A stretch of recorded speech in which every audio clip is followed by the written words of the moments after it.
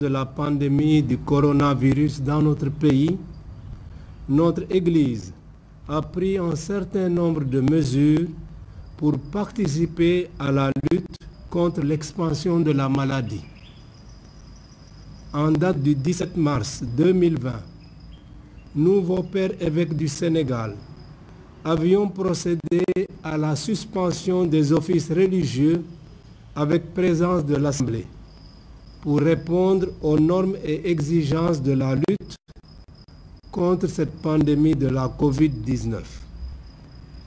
Durant tout ce temps d'épreuve, non seulement vous avez développé et apprécié la valeur de la prière personnelle et en famille, mais vos pasteurs, prêtres et évêques n'ont cessé de célébrer l'Eucharistie et les saints mystères en communion avec vous et pour vous. À présent, considérant avec intérêt la tendance à la baisse de la courbe de contamination dans notre pays depuis plus d'un mois, les avis de médecins de la communauté et d'autres personnes ressources, l'engagement responsable et déterminé des communautés diocésaines et paroissiales à mettre en place un dispositif de sécurité sanitaire approprié et répondant aux normes édictées par les services du ministère de la Santé et de l'Action sociale.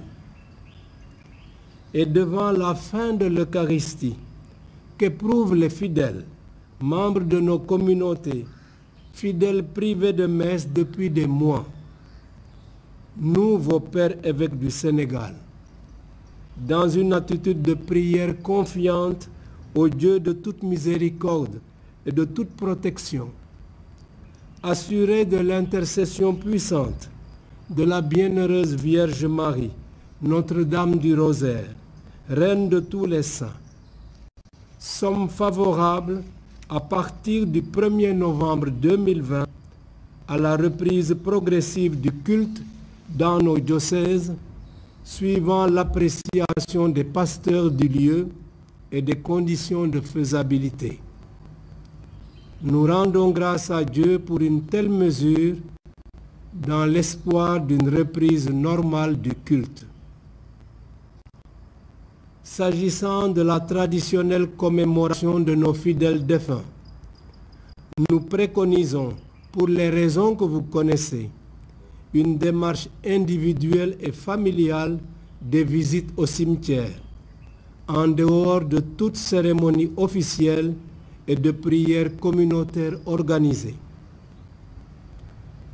Chers fidèles du Christ, vous comprenez que ces nouvelles orientations n'entament en rien notre ferme détermination à toujours chercher à préserver la santé et la vie de nos concitoyens. C'est pourquoi, conscients de la réalité de la maladie qui éprouve nos communautés et nos familles, nous continuons à vous exhorter à la prudence et à la responsabilité personnelle et collective. Vivons dans le strict respect des normes sanitaires édictées par les services compétents. Demeurons à l'écoute de nos pasteurs, évêques et prêtres, dans un esprit de communion et de sauvegarde de la vie humaine qui est notre bien commun le plus cher. Nous n'ignorons pas que sur le plan mondial, la situation actuelle de la pandémie est encore délicate. C'est d'ailleurs la raison pour laquelle certains pays reviennent à des mesures restrictives concernant la mobilité des personnes. C'est pourquoi nous vous demandons de garder toujours à l'esprit, entre autres, les mesures sanitaires suivantes dans nos assemblées.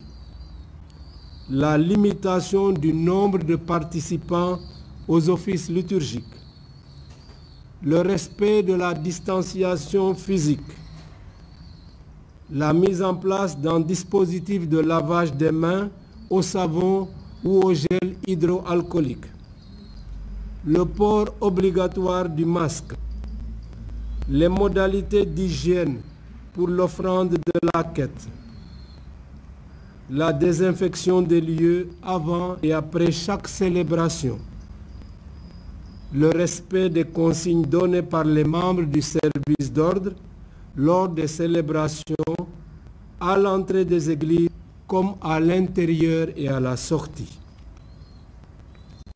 Par ailleurs, nous sollicitons particulièrement des prêtres qui sont nos proches collaborateurs, une démultiplication des messes, surtout dominicales, pour offrir à beaucoup plus de fidèles la possibilité de participer à la Sainte Eucharistie tout en évitant les grandes affluences. Nous félicitons et remercions tous les fidèles chrétiens pour la longue attente vécue dans la fidélité, la patience et la dignité. Nous nous confions encore au Seigneur, Maître de la vie, Dieu de tout réconfort et de toute consolation. Qu'il soit béni, le Dieu et Père de notre Seigneur Jésus-Christ, le Père des miséricordes et le Dieu de toute consolation, qui nous console dans toutes nos afflictions, afin que par la consolation que nous-mêmes recevons de Dieu, nous puissions consoler ceux qui se trouvent dans quelque affliction.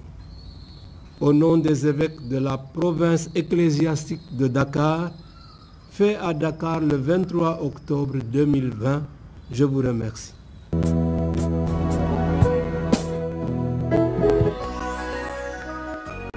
DTV, la magie continue.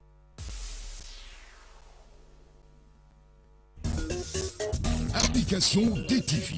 La magie de la télé vous suit partout dans le monde avec son nouveau service disponible sur les supports Windows,